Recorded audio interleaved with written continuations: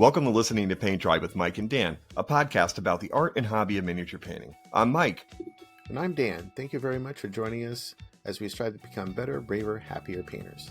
Dan, I'm excited, man. We have a fantastic episode for everybody today. We are going to have a wonderful conversation with an international award-winning artist, Anthony Wang. Anthony, welcome to the show. Thanks, guys. Glad to be here. Oh, man, we're so excited to have you on the show. You know, we bounced around. I think we reached out months ago, and then it just kind of, life. Life happens, what can you do? So for our listeners, Anthony, can you give them just a little bit of your hobby origin story or background, how you got into this craziness? Yeah, it all started when I was literally, I think, in first grade. And my friend, who he brought me a box of, you remember those original Beaky Space Marines from the Road Trader days? He's like, oh, look at these. And I was like, what is this thing? And I just kind of got sucked into it, Start with the Beaky Marines and the Terminators with the huge like shoulder pads, those things. Yeah, those metal things. Yeah. And then so I messed with that until like maybe junior high and then stopped then. Got, I was like, it's just like too expensive or too long to paint. I have other things I've got to do. And then after college, I had extra time and extra money in my hands. And I was like, hey, what did I love doing as a kid? And I was like, oh, I used to like paint these like figures, like Warhammer stuff, And then like I was like, oh, let me go to like a game store, and I went over and it was just like all these dudes like my age, like painting and playing this, and I just got sucked into it. And yeah, I think pretty quickly I became like a pretty decent painter in that scene. And I had like one moment that was so clear in my mind when I was like, painting my Terminators, and this guy called Evren came in. He was like a German Turkish dude. Turns out he was friends with Ben Comets, and he looked at my stuff and he was like, you're doing this all wrong. You're not dialing your paints. Like, how can you paint with this thick paint? And I was like, I don't know, dude. I'm just painting. And he's like, okay, scoot over. Let me show you how to do it, right? And he's like, and he started diluting all his paint, and he painted this and then he painted all my stuff, and it was just like I was just like so mesmerized. And all the guys around me were like, dude, he's such a jackass, He's telling you like you suck and whatever. And I was like, no, man, he's imparting knowledge on me, So like I just absorbed all this in, and then and I started to like pick up on what he was doing, and then started learning through like Miniature Mentor back in the day. I'm actually like much older than I look, so this is all like 2005 or something like that, a long time ago, before social medias and stuff like that, right? And then that's when I kind of got started in being interested in kind of competitive painting, and then did like Grand P3 Grandmasters and Crystal Brush and all that stuff. Yeah. Nice. That's how it started.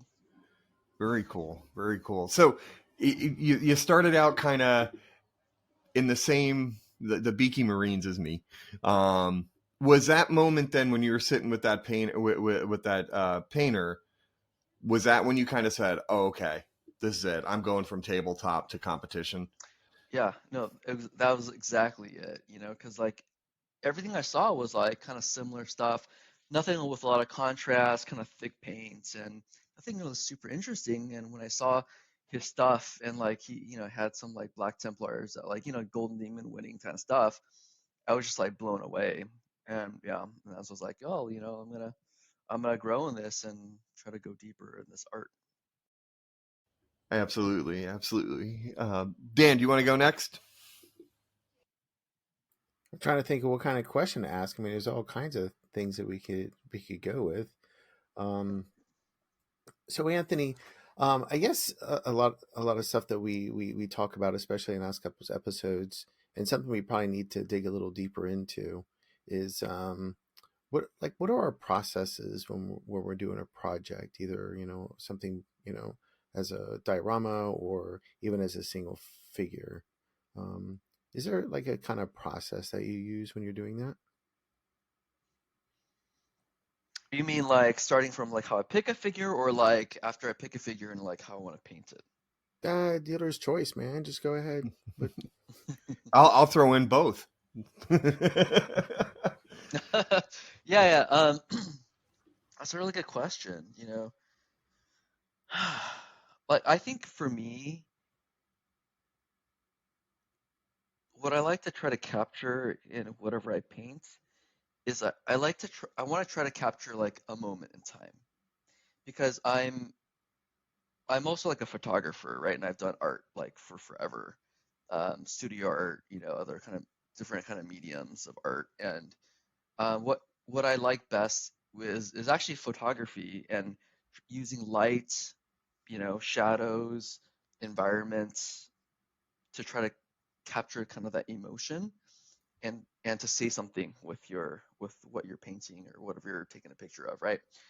So I approach miniature painting in the same way.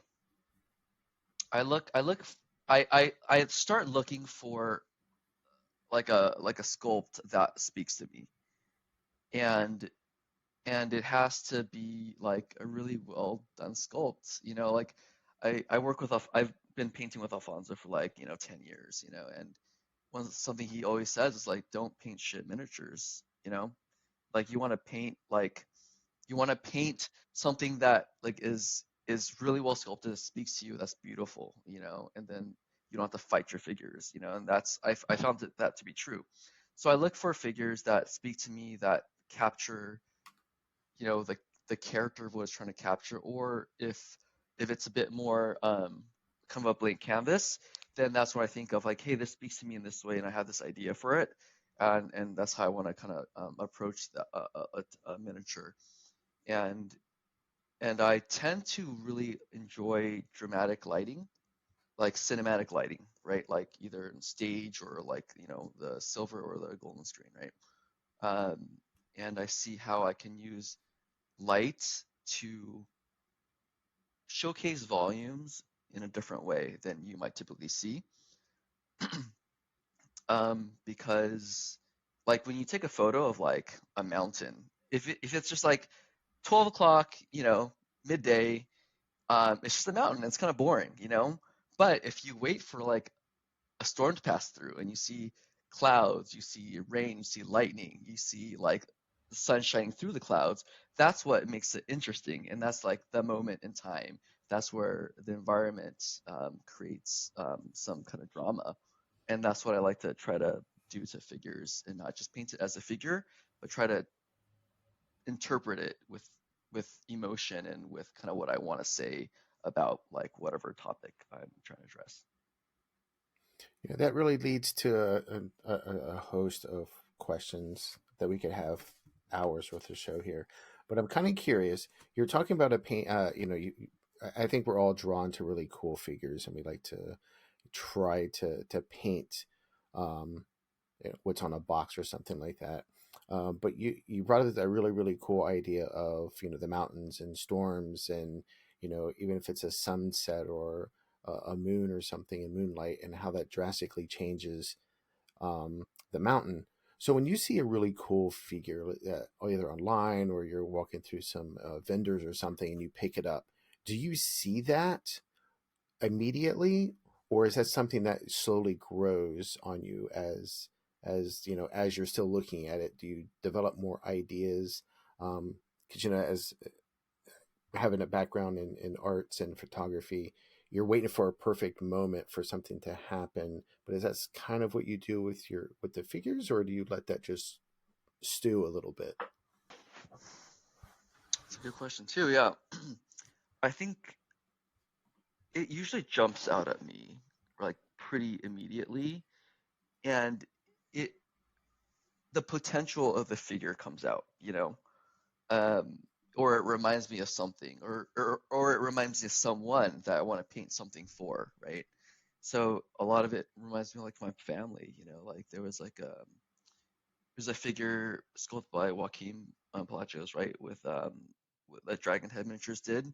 So Jamie Hudber, right, like with like the child Eldar with like his like dad's like helmet, when like he has like this like wooden dragon or something that he's like playing with, like it's a bust, right? So like I feel like there's a lot of storytelling elements in that figure. That's something that really jumped out at me as like, man, this reminds me of my son and me as a father. Like I want to paint that and like infuse that emotion into like the figure, right? Or like, or something like the Tyrion Lannister bust from Nuts Planet. That's something that really jumped out at me because like how it was sculpted, it was like pretty kind of plain, you know? So like it was more of like a canvas where I could paint on, and I could think of like, okay, well, how do I want to depict Tyrion Lannister in what setting, you know, and with what emotion, with what lighting, with what like environment, and that like really captured my imagination. So then I was able then so that was that I painted. That's probably the quickest thing I painted, and I showed to Alfonso through my process, and he's like, I love that. You know, can I have it? And I was like, okay, you know, and because it wasn't it's not like super refined, but it captured like the impact and the moment really well of like what I was trying to go for. You know, Tyrion like in a moonlit like balcony with like the fire glowing in the background with just that sliver of like OSL on his shoulder that, you know, and it's not like a raging fire, but it's like a dim kind of like, but still intense, like fireplace, dying embers light, you know, and and I wanted to try to see if I could capture that moment, and you know, and I liked how it came out. So Is that all freehand on Tyrion, or is that part of the sculpt on his cloak? no, that's actually part of the sculpt on Tyrion, and that was actually really hard to paint because it's usually I don't really like sculpted texture Me details. neither. 'Cause Yeah. yeah, because then you're forced to paint it as such, and so it was really hard to try to kind of blend it into the figure. But I think Alfonso made a mistake. He should have asked for Gambit. yeah, Gambit, yeah, Gambit was interesting. You know, he actually, yeah, It's Gambit's kind of interesting. but you could totally see in your work and like Yeah. Anthony Wang art people listening, you got to be on his Instagram for sure because you will totally see exactly what he's talking about. Snapshot in time, dramatic lighting. It's really this is a rabbit hole of work here, Anthony. I'm going to be staring at these for days. Yeah, Actually, I saw Gambit a while ago. I've actually always, oh, that's did one you? of my favorite pieces you've done for sure. I appreciate that. Hmm. Yeah, because that one was it's always very risky, right? Because like I don't have a lot of time to paint. Like I work 80 to 100 hours a week in my day job and have like wife and kid, you know, I have other hobbies that I have, you know, as well too.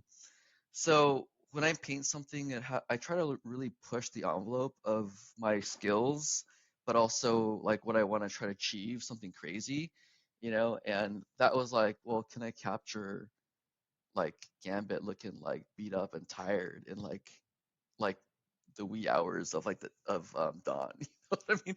After fighting for like a whole night of like whatever, you know, it's like so try to capture that with a really intense light and color was something I was, you know, it was a challenge for me that for that piece, and also to do like a background that kind of had that like comic book art style to it, you know, which was cool. And Jim Lee was my favorite comic book artists, Oh, and you said Jim so Lee. it was Okay. Jim Lee, yeah. I thought we were sharing something there because Jay Lee is my favorite artist. Oh, I love Jay Lee. Jim Lee's good too, but you know. give me that, fine, I'll Right. take it. Exactly. Geez, I had a question that was a follow up. Oh yeah. So I take it, given the nature of the photography and such, that you have read the Gurney light, the photography book. Mhm. Yeah, yeah. That I don't know. Are you like I know I go to that book so much. Like even though I've read it, I'm constantly flipping back through it to get information. Yeah, yeah, I love Gurney stuff, you know, and it's yeah, because he has really interesting lighting situations, you know, that Mhm. I try to capture, you know, like that like half light, you know, really a lot of like that kind of having that environment, or sort of like, sunsets, and how that looks different from like dawn, and also like light in caves and fluorescent light and things like that. It's all very fascinating, but it's a really nice blend of realism and fantasy, that I really enjoy. So yeah, he's definitely an inspiration. So Dan, if you don't mind, I do have kind of follow-up question with you. Now, the Tyrion bust. So I look at that bust and I see a lot of where I, as a painter who wants to take their stuff up a level, struggle with. Like, for example, you have the backlit, just a little tiny bit of OSL, but then you have kind of, the lack of a better phrase, nighttime skin tones. And so somebody like me, I struggle with getting it, they either look blue or they're in the daytime, right? And so can you talk a little bit how you approach that, as far as, it's a tough question in an audio podcast, so feel free to tell me to shut the hell up.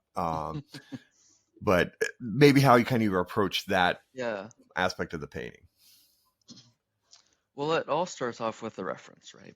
So you have to scour the internet for like a reference of the kind of night skin tone that you want to try to achieve, right? And this is something that, like, that Alfonso, as well as Kirill Kanaev, like, really talks about, like, all the time, is finding like a reference. Like, if you look at Kirill's book, it's all full of references from his searching of the internet. So I found like a reference of a woman lying in bed, like at nighttime, right, with the cold light on one side and then a warm light on the other side, and her skin was blue. And Tyrion's skin is blue, right? It's light blue. But like, so this is where like the color constancy really is really important, because if you paint the skin blue under the blue light, but you paint the rest of his like body or hair or whatever else like without a blue light, then his skin's going to be blue. But if you paint everything to how light would reflect, how a blue light would reflect off of whatever surface, then the skin doesn't look blue anymore. It looks skin colored, but it looks cold. It looks, that's the environment.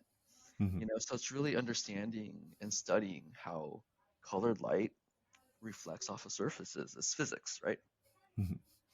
And what something you said is super important. And I know that when I first started looking for reference photos, I would look for what I was trying to paint instead of like the situation I was trying to paint.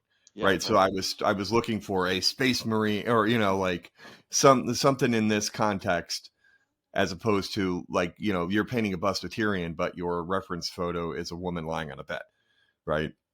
Not necessarily the subject matter, but more of the situation. For sure. Yeah.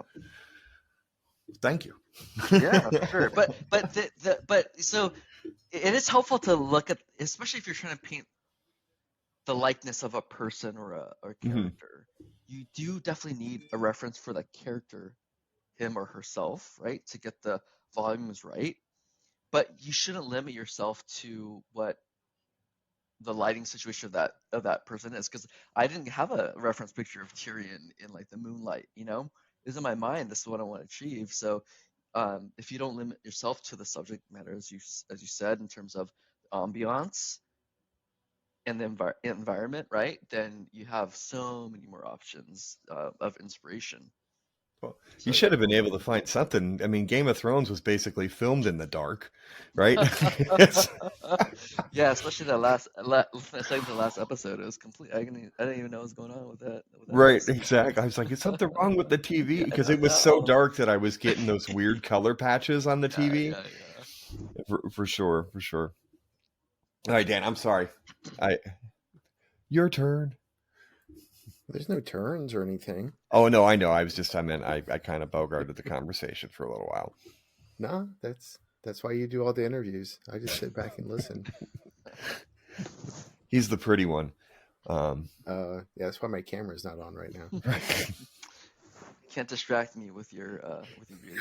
Right. Oh, my voice and my beauty. Right. Yeah, exactly. I can only handle your voice. I don't know about your looks deep in here. Well, uh, no, I think I'm just gonna let this just flow, because I'm really digesting some of the things that you said. Um, I do not use references, and I know that my my art suffers incredibly because of that. But I'm trying to get there a little better, Yeah, slowly getting there.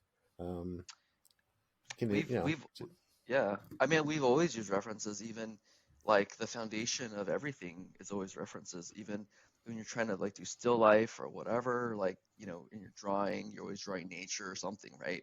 There's always a reference in art, right? And the when you can paint or draw out of your own mind if you have collected enough references in your mind where you can kind of create out of that.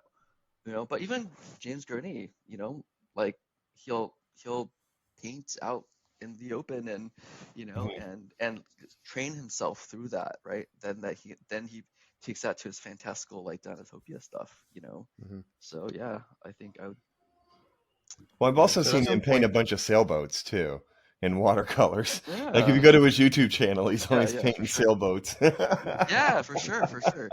So Dan, I want to see your next piece. Let's see the reference. yeah. Uh-oh. Well, Dan has actually, gotten so homework. yeah, I have homework. I always have homework. Yes, I will do that once. I don't think I'm going to post the piece that I'm putting in for Adepticon. When we end up going there, that piece, I don't think I'm going to show anything yet until that. But that is actually For one thing I have been thinking about because I know what mm, I want to do. It's in my mind, mm, but there are much smarter people out there than I am and more imaginative. So I have begun my search, but it's not that I'm not searching and I don't look for references. I just forget to use them. I have thousands of pictures. yeah. It's just, oh, I need to I need to print this off, or I need Mm, to put it on my screen so I can say, oh, this is what the colors are supposed to look like. Oh, this is what I was trying to frame. No, I just forget to do that and I just start painting. Yeah. yeah. And I'm like, geez, this color hasn't changed in the last 4 or 5 hours. I have that same issue. Like I have like so many reference photos that I've collected, but I find that sometimes like uh, it's the references that I pick for that particular like piece and subject and vision for that piece that really inspires me to paint something, to Mhm. to go along with that reference. And if I have free time, I'll go through my references and look at stuff. But yeah, but I feel you, man. I had to get to the point of printing them. Just I have to suck it up and print them Mm, out because they stay on my phone. I get frustrated that I constantly have to mhm. get them. And so, like, I think the best one that I used references for so far has been I did a Quicksilver from the Silverhawks Mm, '80s TV show, and my yeah. wall in my basement was covered with Quicksilver pictures. And the main one was focused, and the main one I was using was right in front of where I was painting it. But Yeah. yeah, it is hard. That's the the perils and the pluses of technology, right? We can get all these Right. pictures and then you know get easily annoyed by having all these pictures. So you know what we're talking about this, and I feel like this is kind of a good kind of segue into this.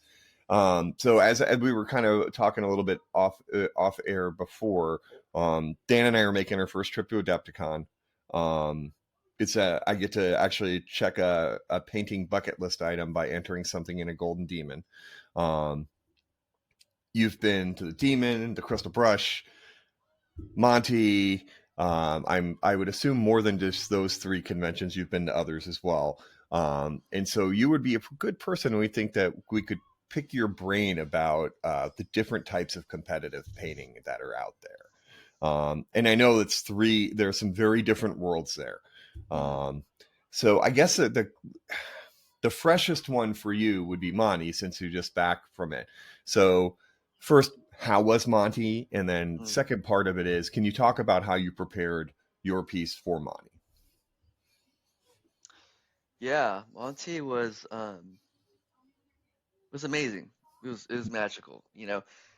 I I didn't quite know what to expect because I like I talked to the LXP group, to Francesco Frabi, I talked to like Alfonso, who's been there a bajillion times, and they were like, yeah, it's just great, but I'm like, look, not very many Americans go, Hmm. and they everyone that goes there, there's so many people that go there every year. They must have formed like cliques and like like a like a really strong community. But how easy is it for me to like really break in, And that there was some like a bit of apprehension there. But when I went there, it was all that melted away, right? I think everyone was just so excited to see like a new face, and when I brought out my figures, everyone it was like very well received, and everyone was like, "Wow, it's like really beautiful," and like makes me so happy to like see the stuff you painted. Hmm. So yeah, so it was really cool, and my two main pieces that I brought was the soldier bust Hmm. and then the Nurglings. I brought Tyrion and Rocket Squig as well too. But those were painted before, right? Rocket Squig for Adepticon last year, and then Tyrion for I don't know. I think it was like miniature MPO, miniature painting open. Um, so I wanted to bring the Nurgling piece because it was a skull from a local Chicago sculptor, Oh, nice. Aaron, yeah, Aaron Schmidt, and he was like, yeah, he's like, his stuff is like really awesome. He sculpted his entire like Nurgle army, and he learned from like Simon Lee Spider Zero, so like his stuff is really cool. And he did these like little nurglings that were like doing silly things. And I was like, well, that's like so cool. And that makes me so happy because like I try to capture emotion, right? And those little dudes like totally capture like joy, and like happiness despite like being a nerdling and having their guts like falling everywhere. So to me that really spoke to me, and I was like, hey Aaron, like can I like take some of the stuff and like paint it and drop it off at like at Monte. So that was really really cool. And I had a lot of fun with those guys. And Alfonso was like, hey, and he's like, hey, but I think you also should paint something that's like from you, from you. And I was like, okay, well for Mimi, like this soldier bust really spoke to me, and I really wanted to capture that emotion of him reading a letter. But like the box art was painted like him kind of like having kind of neutral expression, a little bit of amusement. But I want to capture something a little bit more intense. Maybe like sadness or like some remorse or something, or fear, mixed with that sadness. So I had to really use my brushstrokes and the light to change even the volumes on the bust and the facial volumes and the muscles itself to try to capture that emotion. And there's a really good book. Um, you might have to edit this out, but what's it's a book. Okay. Oh, the book is called Anatomy of Facial Expression, and it's really amazing and has all the different expressions and emotions, and it talks about like all the muscles where they go to capture that kind of expression. And so I focused on that and also added the intensity of like the night ambiance with like a firelight, and that all kind of accentuated that emotion. So that's something that I painted for myself, to want to show something. And it was kind of like because I gave Tyrion to Alfonso, I wanted another piece of mine to kind of capture a similar environment of like nighttime with like a firelight, but then it was inverted, right? Hmm. Um, so so yeah, so that's kind of how I approached those two pieces. Wonderful. And you know what? I love the textures on the soldier. I Mm. mean, the scarf is just brilliant. The way it's done, it looks like real knit. You know what I mean? It looks, which is just crazy to me. Um, so bravo. No, thank you. Yeah. And you, Rocket Squig won a silver, and the Nurglings won a bronze, right? Well, it's no, so Rocket Squig and was in Masters Ambiance, and that won a bronze. Okay. And my display for Masters Painting also won a bronze. So Ah, the display was the soldier, the Nurglings, and Tyrion. brilliant. Okay, there you go. That makes sense. The way they're situated, I was kind of like, Mm. Okay. Yeah, Brilliant. That's awesome. Congratulations, man. thanks. Appreciate All right. And so now compare, if you don't mind, prepping for a Monty piece versus, let's say, Golden Demon. Let's do Yeah, 180 degrees from each other. yeah. It's 180 degrees. Totally. It's totally different. So, um, okay. So Golden Demon last year, right? I had two pieces that entered, which Rocket Squig, right, and then the Underworld Squad, the right? underworld squad of the Sepulchral Guard, right?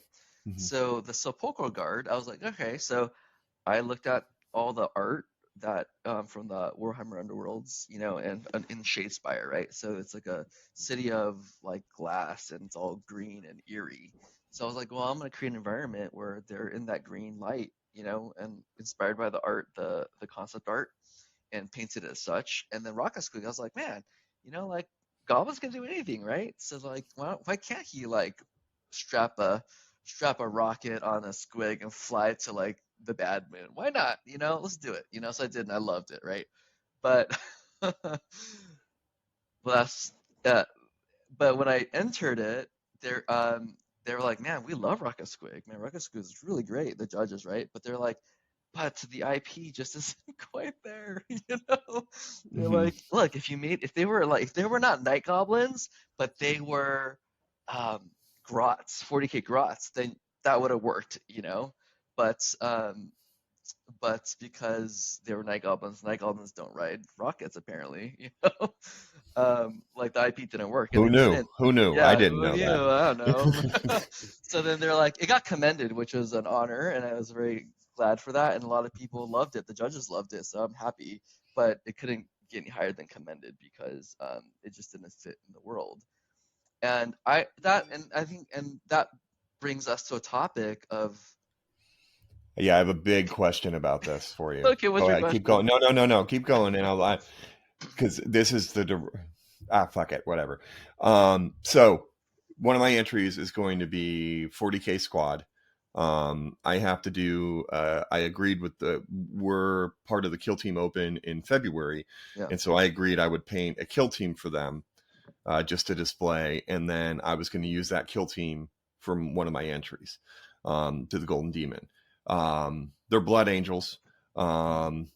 I was going to, instead of doing traditional Blood Angel shoulder pads, marbleize the shoulder. Like they actually like paint them in kind of marble and do the sergeant in a black marble because the sergeants always have the black shoulder pads, and then the troopers with lighter marble, but keep all the other marking, everything else with the markings the same.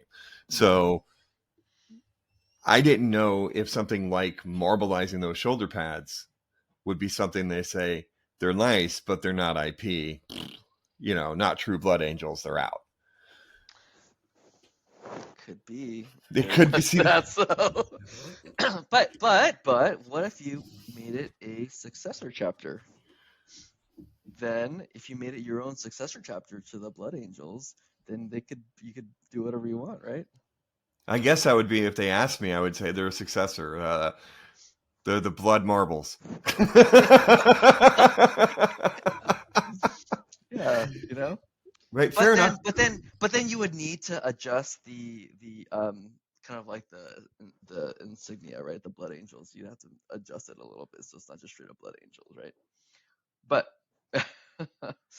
so like, but no, and some people get like that I talked to like would get like not upset, but maybe indignant to be like, well, I can't believe like why do they have to be so like stuck up about their IP and stuff like that, Why can't they just like see the inherent like beauty of whatever you're painting, And I was like, to me, I was like, I never got upset. Like I think I think it makes a lot of sense that look, this is their world, and if they're going to sponsor a competition and put the money out there to and the funds to be able to do that, then I think they have a right to organize their competition however they want to organize it.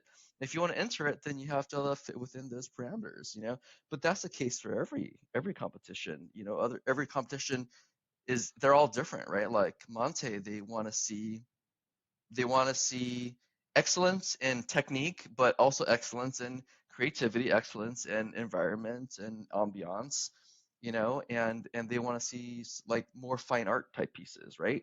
But Golden Demon, they want to see amazing painting, very technical, very precise within their world.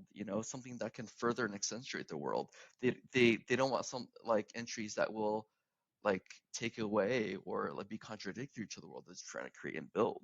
So I get it. I'm not mad about that, and I think that there's merit in that, and I think, and some people are also like, well, I'm so mad that like I can't paint the way I want to paint for like Golden Demon, and I have to paint this precise way or paint this grim dark way or whatever.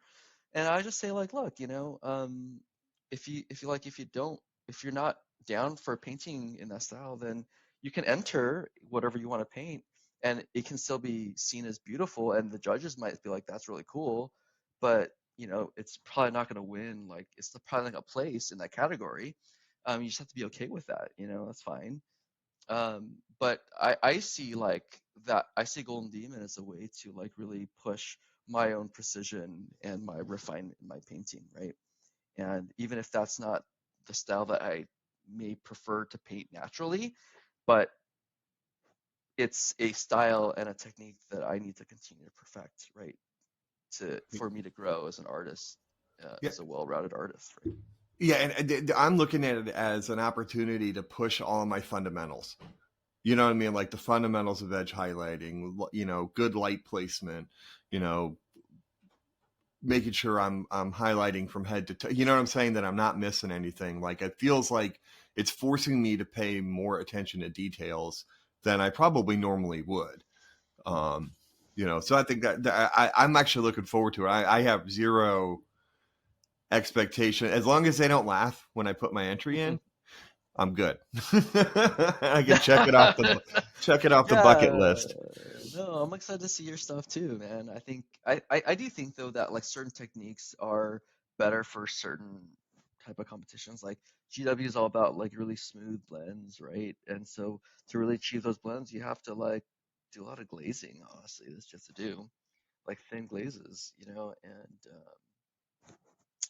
yeah. So I get to work on my glazing, for Golden Demon. We interrupt this regularly scheduled podcast just to add a little bit more. Anthony had reached out to us and said he wanted to expand on one of his questions, which we are always happy to do. And so here is his answer to one of the questions. So, man, Dan, I got so much on my plate right now trying to prep for the different conventions coming up right now for Kill Team Open and the Golden Demon. I'm doing a Kill Team of Blood Angels as well as a monstrous creature for Age of Sigmar. What do you got on your plate, man?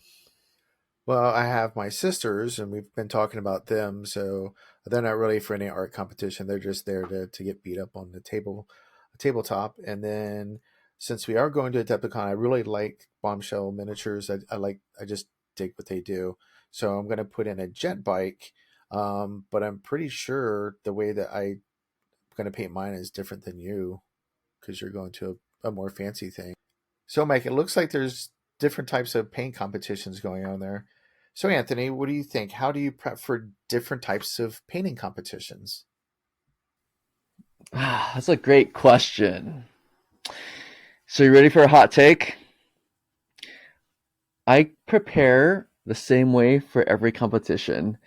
And the first question I ask myself is, how do I paint for this competition? But that's a difference between painting for the judges. But I think my personal take is I think we have to paint for the competitions. You have to understand what competition you're painting for, right? So take the Golden Demon, right? The Golden Demon is a Games Workshop con to celebrate its IP, its world that they made. So you can't come in with your own idea of what you think the world should be and expect to do well, right? So I think specifically for the Golden Demon, I think about, okay, so what jives with me? What do I appreciate about the world? What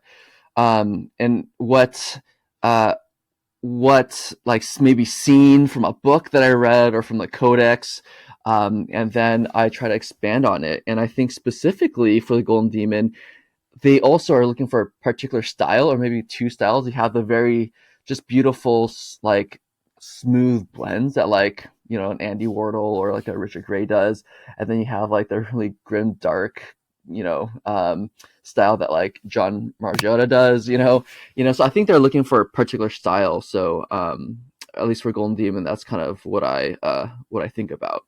And then you have to then use specific techniques, like we talked about, like glazing, right? And how zen it is to glaze.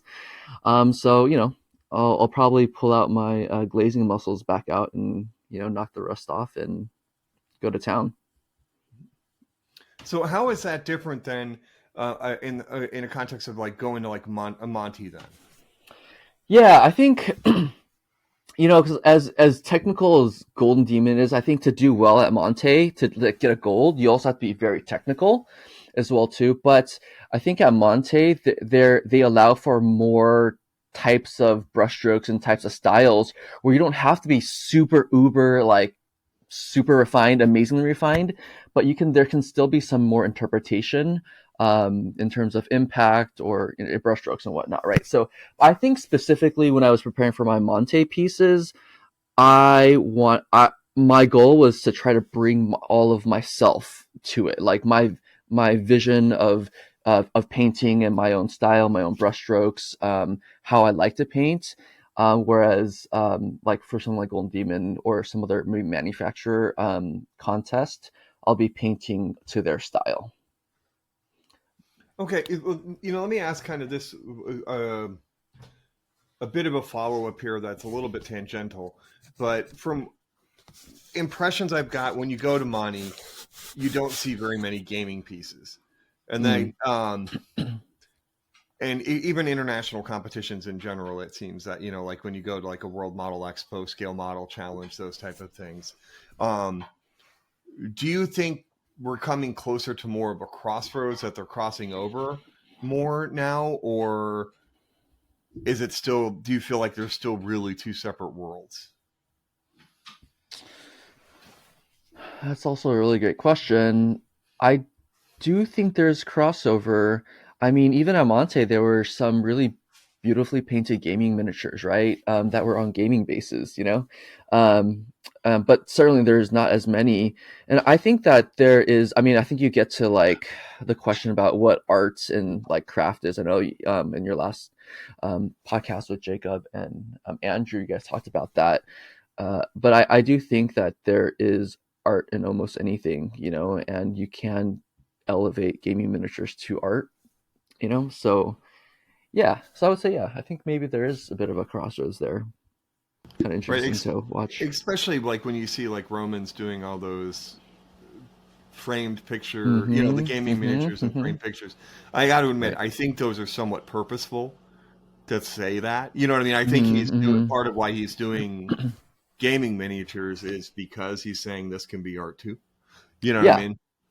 Yeah, it's like what we talked about a bit earlier, right? It was about like I love it when you can capture like a moment in time, right? And I think of all of Roman stuff, like those framed, pictures of Necromunda stuff, or like the barbarian like Frank Frazetta piece, or like his Black Templars. I mean, there's so much motion and emotion in the lights and in the brushstrokes that it really does capture that, and it's almost like impressionistic in a way, right? How he captures the light in those pieces, it's beautiful. And I got to see them, in hand at Monte, and it was just like mind blowing. I love that. I love his work and his style. Awesome. Dan, do you have any like follow up with that type of conversation? No, I think he explained that pretty well. I was thinking about something, there was a question I had earlier, and I don't know if I want to ask it or not. It's about how the artists interact at the international level compared to regional level. As in, there's when you're going to Monte, there's a certain level of brotherhood there, and I wonder if those conversations are more more celebratory than competitive. We talked about the competitive nature of how U.S. competitions can Yeah. be, which is all right. But how are those actual conversations? I mean, Mike and I someday will be there, maybe in a couple 100 years, and be able to experience that. But I'm just as a bystander and enjoying seeing and people watching. How those conversations just are different. They're this for the most part. They're the same people that went to, Crystal Brush, same people that went to, that do the Golden Demon. They're there at Monty at some point. They know each other. They have those conversations. Are those a different level of conversations with each other? Are they more cordial, or is it still kind of that same, I guess, same atmosphere they have when on the other Yeah. side of the world? Right.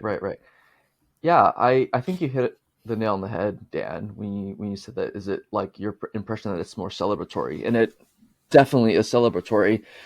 You go there and everyone's just so excited to see each other, or meet someone they've only interacted, with virtually, and then meet them in person and see their work, and yeah, so people are just excited to see what they're bringing, kind of the heart and soul that they poured into their work, and it's just a big celebration of art, and a big celebration of friendship. It's so much of the show Monte Sansevino is centered around that central square, and we're just like drinking beers, eating food, chatting about miniatures, and also just going to different restaurants around, and it's just a celebration of art and friendship. It's a beautiful thing. Yeah. Awesome. That's like a great question, though. Yeah. Well, are you good with that as a redo? Yeah, I think I'm good. Does that answer the question around prepping? I think so. I mean, there's different ways to answer that question, right?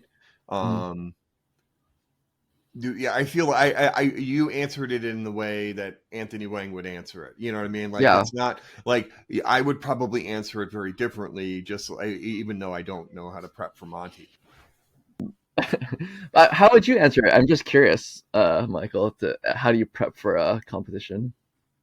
Well, usually the first thing I always do is I read the rules of what the competition is, because I made a mistake a couple of years ago, and just had a miss, and it was all on me. The judges are like, "No, this is wrong. This goes here," like that type of stuff. So yeah, I feel like for like the Golden Demon, I'm prepping differently than I've ever prepped before.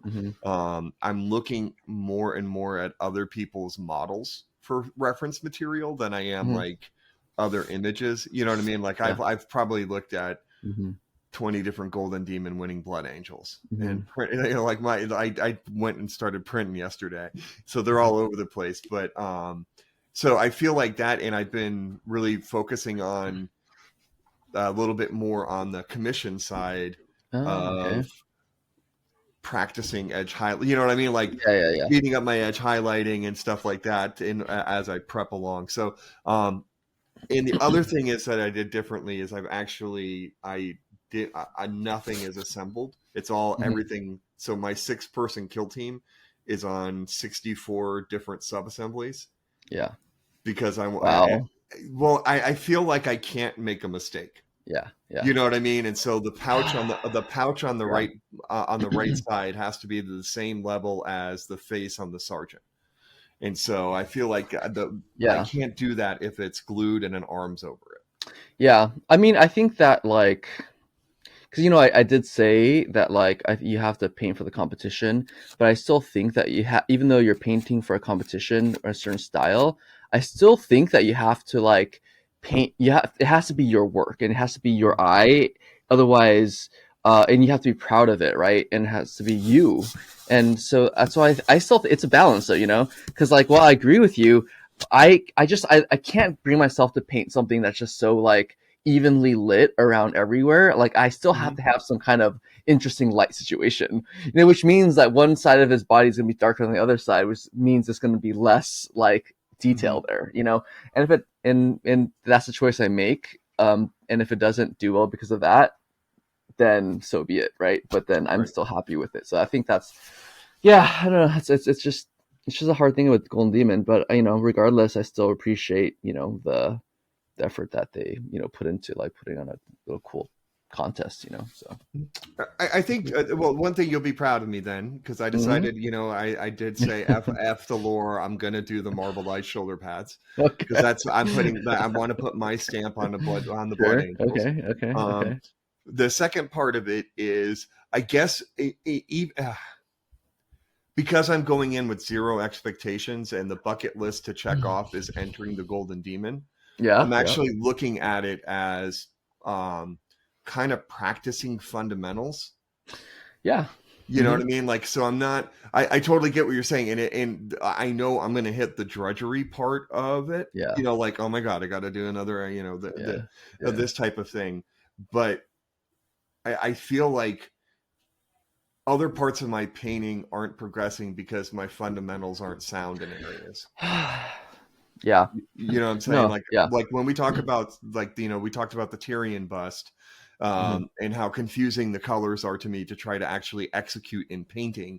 Some of that I believe is because I don't blend very well. You know what I mean? Like, and part of the fundamentals to me is putting lights in the right spot. And so I feel like that type of stuff is what I'm really focused on right now with just, this kind of this project. So it could be me. I could be wrong. I could be going about this the wrong way. There are people that are much more experienced and accredited than I am, for sure. And just, straight up better artists. But I don't know. Yeah.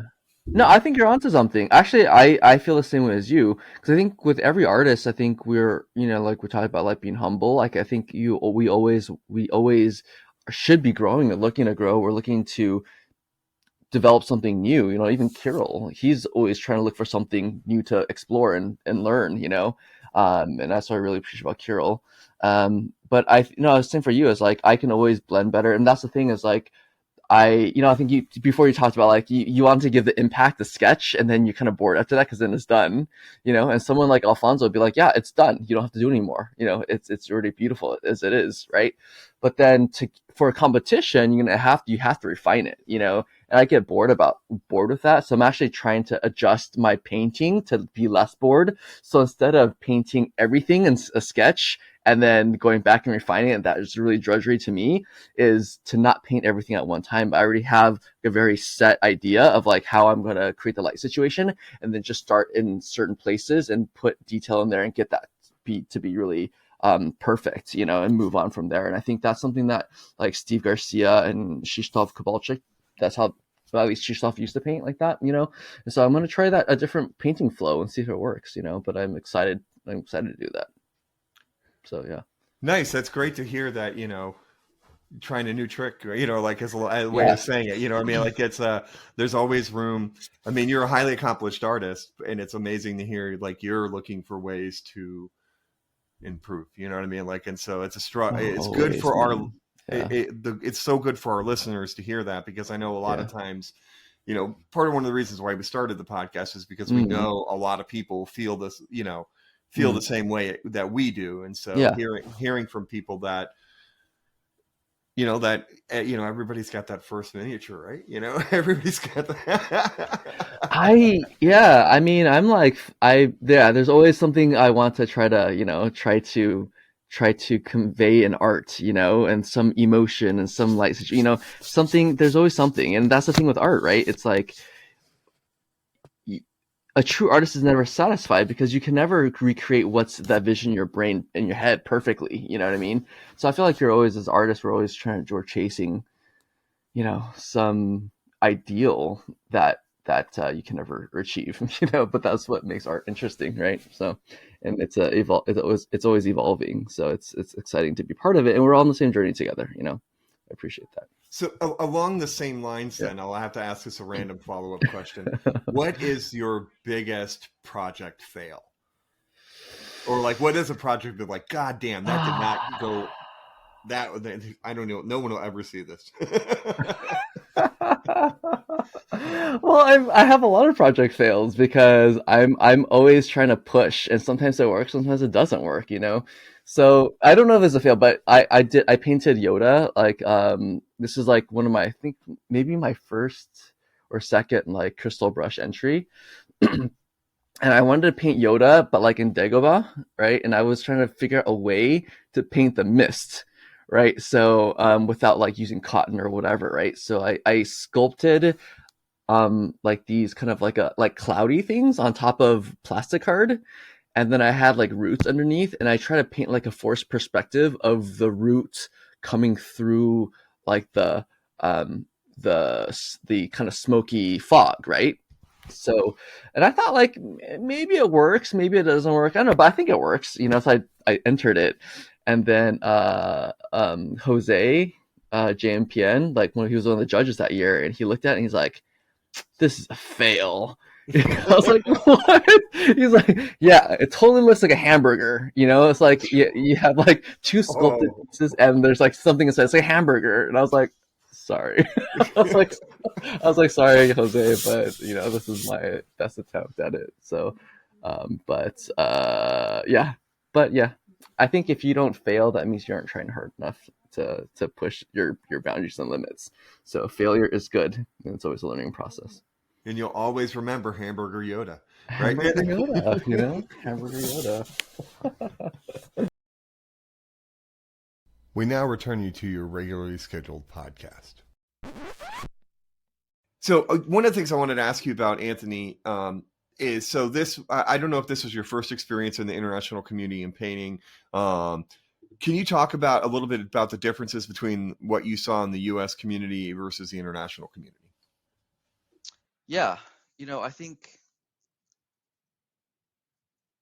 that one of the biggest differences, and I think let's even just, let's say comparing, let's say Monte and the community there with maybe like whatever U.S. show, let's say that's not open, right? I feel like in Monte I didn't actually get a sense of like, it didn't feel like super competitive, it felt like a sense of community, right? And everyone was celebrating everyone's stuff, even what was really striking was even the kind of um like the standard categories, they had so much fanfare for the winners of the different bronze, silver medal and standard categories, and it was amazing because I think that the judges recognize, like, look, the people who are entering the standard, they're probably in the earlier phases of their painting, and they're the future of Right. like of the art form,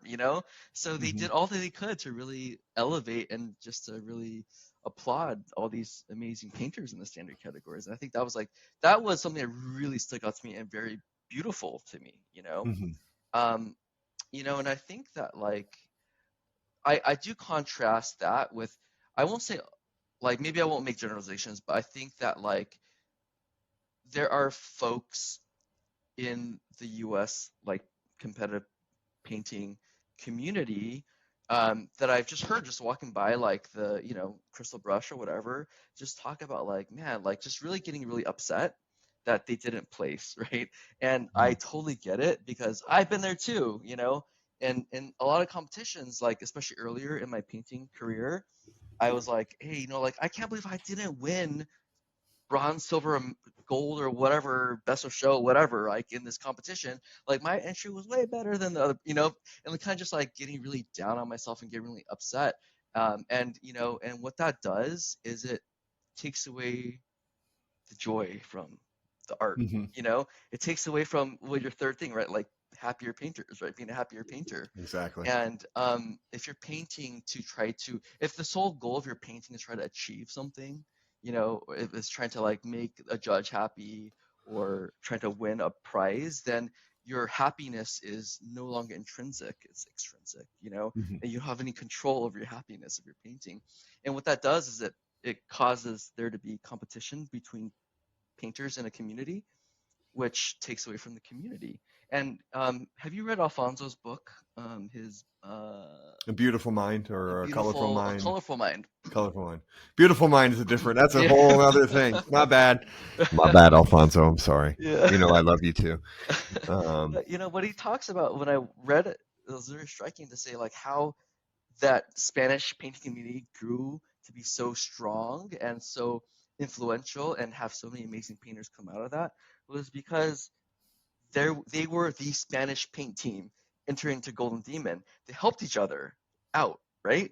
To Mhm. say like, I this is what I'm painting, this is what you're painting. You can, they all learned from each other and taught each other, and everyone was elevated, right? And I find a lot of times in the U.S. scene is people are like, well, I'm competing against you, so I'm not going to show you what I'm painting, like I'm going to Mhm. keep a secret, and then at least within your community, then and I think that does it stunts the growth of a lot of I think of painters growing in their art and their you know and Agreed. I think that like social media really helped because it helped to connect people across geographies, and really feel like that's when the American painting community and scene really start to like really grow by leaps and bounds because of sharing of knowledge and experiences. And I think that if as a US painting community, we need to continue to foster that and grow that in order for us to all be better. And Mhm. egos get in the way. Egos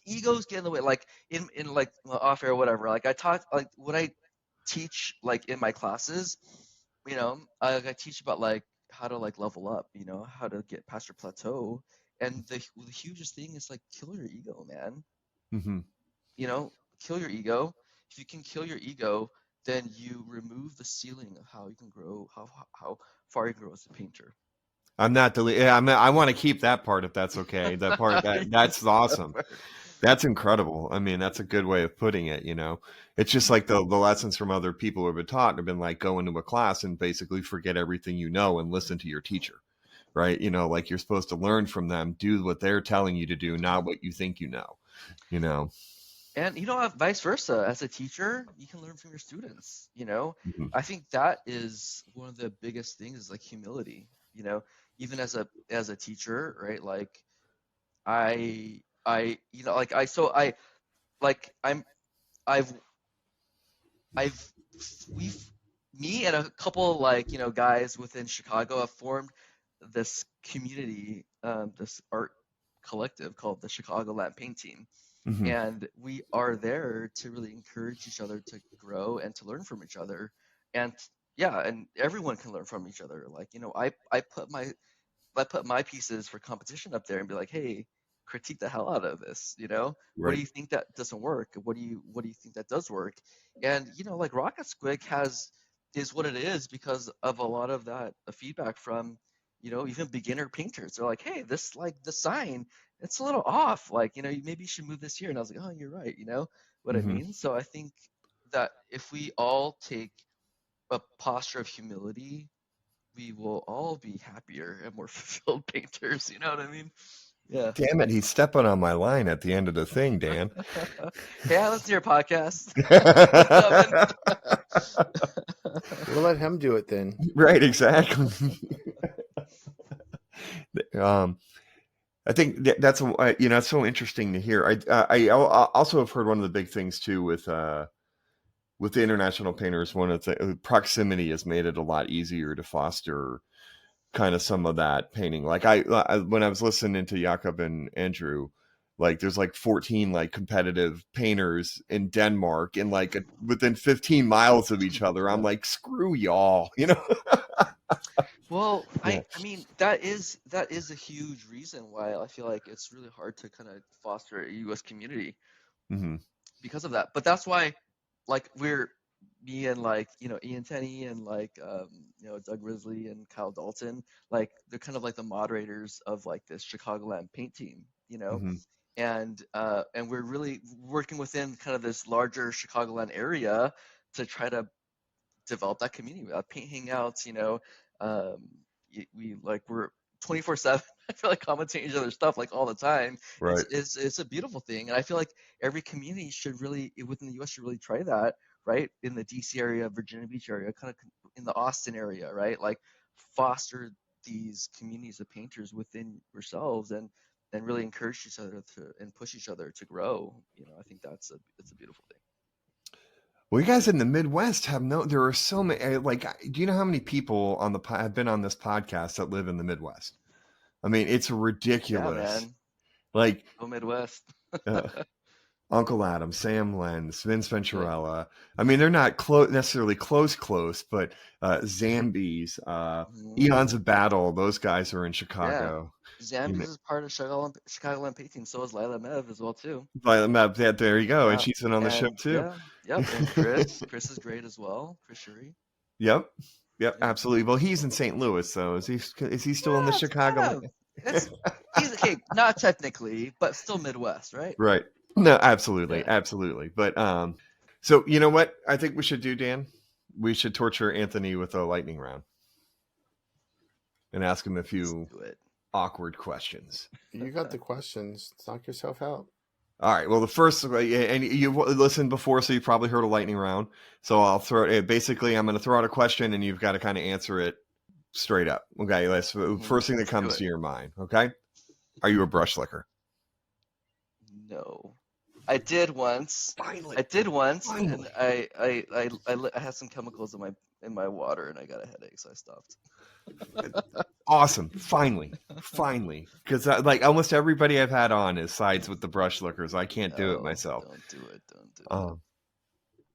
Non-metallic metal or true metallic metal? Non-metallic. Why? Control. You can get you can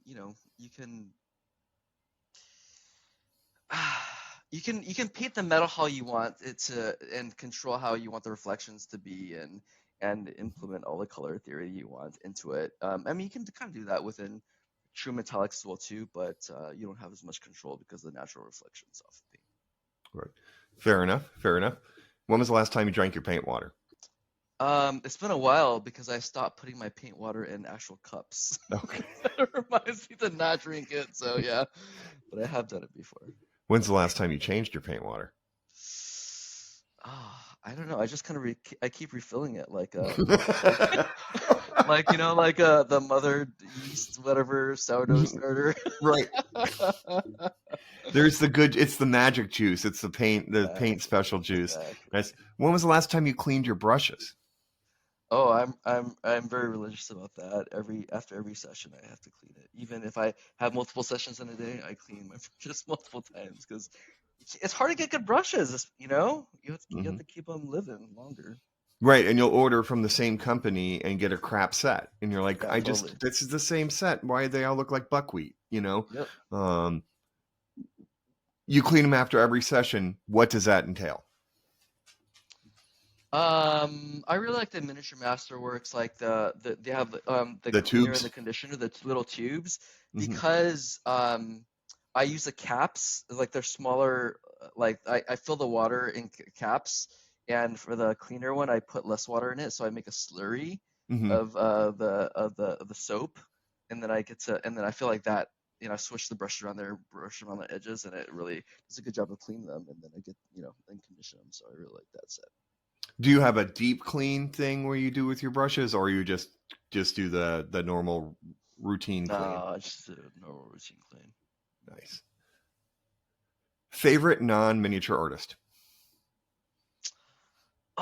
It's hard to say. I love Spectrum, the magazine Spectrum. Mm-hmm. I like looking at all the environmental concept art there. That really inspires me in terms of like light and color and stuff. Yeah. Okay. Top 3 miniature influencers on you. Oh, within the miniature world? Yep. And they don't have to be in order. Just 3 people. Yeah. Okay. I'll say Alfonso, of course, Banshee. Right.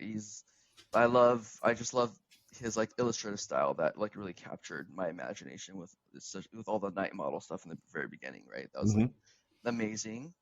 I love the technicality of of course, a Kirill, kind of, and it's so. I mean, and then I say like Roman, because I feel like it's so boring. It's like these are the usual suspects, but I really love Roman's like like his capturing of the moment and the light and the how poignant everything is. Like I would say those are like my top 3 influences. Of course, there's always there's a bajillion of amazing artists, you know, like it off the top of my head, right? But yeah.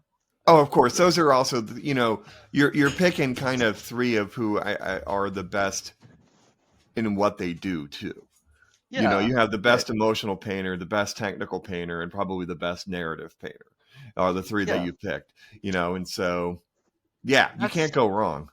But that's how I feel like I never emulate any one artist, you know. Mhm. I take what I love about and that inspires me, and then when you given the amalgamation of all the different styles of what you like, and plus your own style and your own eye and your own brushstroke and your own taste, that creates your own specific style, you know. And so yeah. So Anthony, what model would you like to see made someday? Well, you know, being Asian American, I would love to see some really cool like kung fu pieces out of like Crouching Tiger, Hidden Dragon, or you know, something like that, or like something Jet Li inspired, you know, something just like really dynamic and like awesome. I haven't seen any of those. That would be cool. I just it all like these, I don't know, like dioramas just popped in my head, like when you said, you know. Yeah, for sure, man. And absolutely ludicrous ones, you know. Mm-hmm. The more ludicrous, the better. Exactly. Exactly. Very cool. Very cool. So we're a little bit over the hour mark, but that's okay. We have some stuff that's going away. But one of the things we always like to ask our artists is, our motto of our podcast is better, braver, happier painters. Is there some advice that you'd like to give our listeners as they continue their hobby journeys? I would say paint something that makes you happy, paint something that you find beautiful, and let that be the source of your joy. Awesome. That's simple and to the point. I like it. I like it a lot. So, Anthony, will you tell our listeners where they can find you? On social media, not your address. No. My digits? All right, my digits. You can find me on Instagram at anthonywang.art, putty and paint under Anthony Wang as well too. That's where most of my painting stuff is at, because I'm lazy. That's all right. No, that's awesome. We'll put links in the show notes for it. Absolutely. And for our listeners, you can find us on Instagram, Facebook, and YouTube at Listening to Paint Dry. And also send us an email at listeningtopaintdry@gmail.com. We'd love to hear from you. And of course, thank you to all our listeners. You are all amazing. Apparently, we're up to 9, so that's great. 9 listeners. So, yeah. Congratulations. Please like, subscribe, or follow us wherever you get your podcast. If you could leave us a good review, that really would help out the show. Anthony, man, thank you so much for taking the time out of your day to hang out and chat with us. Appreciate it, man. Yeah, it was a fun time, and thank you guys for having me. Yeah, but I do think, though, that the competitiveness piece, that I feel like is actually really important for people to hear, but it still might make people upset. You know, like even I try to beat that out of all the Chicagoland painting people, and just like, dude, just stop. Like, you know what I mean? But I feel like it's really important, you know, like, I'm competitive, right? But like, I think we need to like also, you know, build each other up. Agreed. Yeah, and it's hard because, you know, you don't. I never compete to lose. You know what I mean? Like, it's hard to, like, it's a matter of putting the priority over, and also what you define as a win. You know, like a win is people liking your work as opposed to necessarily, you know, or your win is you got it. Yeah, a win is if people like your work. A win is if you can level up. If you level up, that's a win, no matter what happens, right? But it's sad when you level up, you do something beautiful, but someone beats you and you get mad and you like quit. You know, like that sucks, right? It does. Absolutely. Anywho, but that leads perfectly into the little outro thing. That's kill your ego to become a better, braver, happier painter. Kill your ego. That's a good one. Yeah. Until next time. Yep. Alrighty. See ya. Peace. Yep. See ya. All right. You can say it too, Anthony, if you like. What's up? What? What'd you say? There, we put that in there somewhere. Dan always goes, see ya at the end, so you can feel free to do it yourself if you want to. See ya. There you go. Hey, there you go. Ah, shoot. I think someone's going to replace me. Yeah. Listening to Paint Dry with Mike and Dan is a production of LTPTWMD. All rights reserved. No portion of this recording may be used without the express written consent of the host. The music is Death by a Thousand Questions by Springtide. Download from the Free Music Archive on a non-commercial attribution share-alike basis. All views and opinions expressed in the show are solely the views and opinions of the person who said them. All celebrity voices, if any, were impersonated and done so poorly.